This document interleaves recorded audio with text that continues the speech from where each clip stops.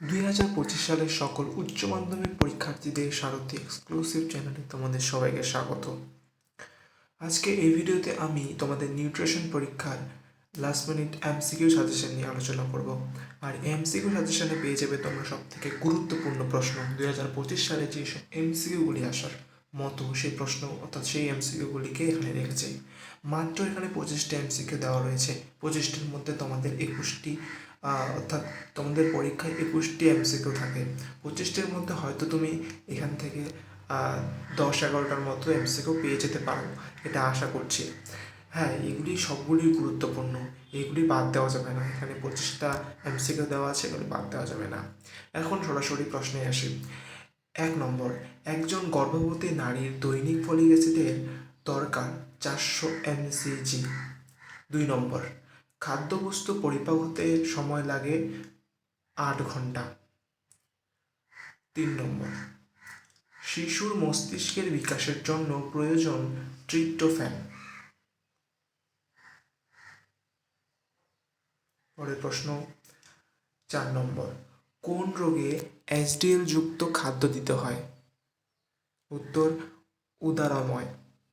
উদরাময়। খুবই গুরুত্বপূর্ণ। এখানে 3 স্টারগুলি একদমই বাদ দেওয়া যাবে না। 5 নম্বর, ভারতে কাদের তৈরি খাদ্যে পুষ্টিমূল ব্যবহৃত হয়? ICMR। পরের প্রশ্নটি 6 নম্বর। 6 নম্বরে যে প্রশ্নটি রয়েছে, FAO কত সালে ক্ষুধা থেকে মুক্তি আন্দোলন শুরু করে? উত্তর 1960 সালে। খুবই গুরুত্বপূর্ণ। পরের প্রশ্ন 7 নম্বর। 7 নম্বরে যে প্রশ্নটি আছে, WHO অনুসারে ORS তৈরি করার জন্য প্রতি লিটার জলপিছু সাধারণ লবণ সোডিয়াম ক্লোরাইডের ধার্য মাত্রা হলো? উত্তর 3 থেকে 5 গ্রাম। খুবই গুরুত্বপূর্ণ।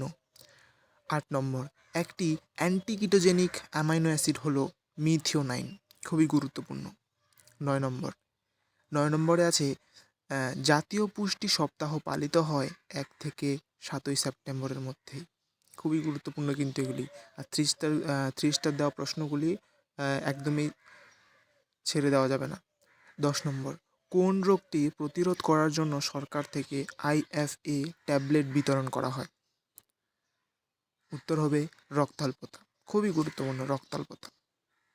11 নম্বরে আছে, ক্রেবস চক্রে উৎপন্ন ATP অণুর সংখ্যা হলো 12।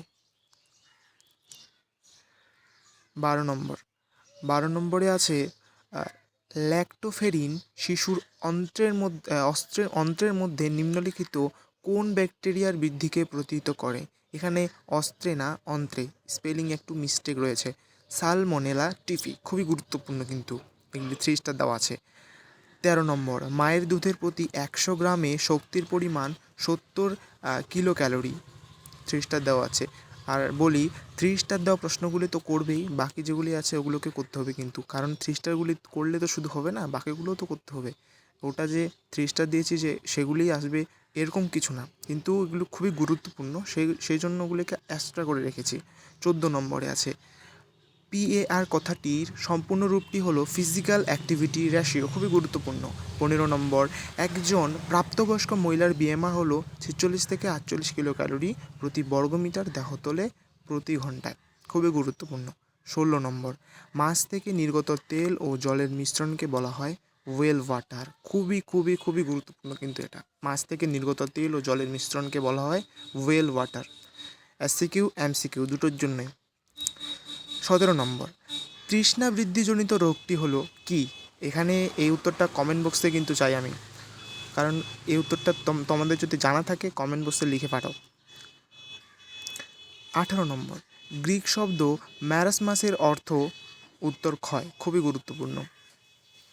19 নম্বর, মিউসিন ক্ষরণকারী গ্রন্থিটি হলো ব্রুনারের গ্রন্থি।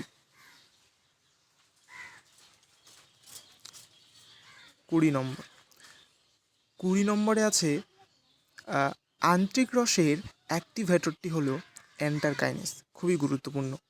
21 নম্বর, কোন খাদ্যটি গয়ট্রোজেনিক নয়? আলু। গয়ট্রোজেনিক নয়।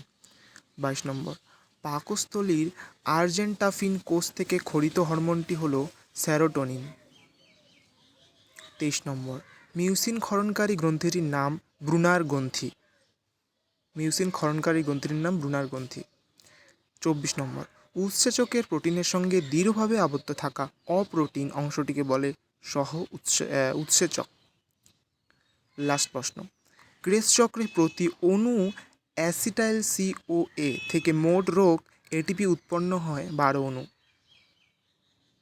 ভিডিওটি শুরু থেকে শেষ পর্যন্ত দেখে যদি ভিডিওটি ভালো লেগে থাকে তাহলে অবশ্যই ভিডিওটিতে লাইক এবং কমেন্ট করতে একদমই ভুলবে না, এবং পরবর্তী অন্য আরও গুরুত্বপূর্ণ ভিডিও পেতে চ্যানেলটিকে সাবস্ক্রাইব করতে একদমই ভুলবে না। আজকের মতো এতটুকুই, এবং আরও অন্য গুরুত্বপূর্ণ ভিডিওতে দেখা হবে।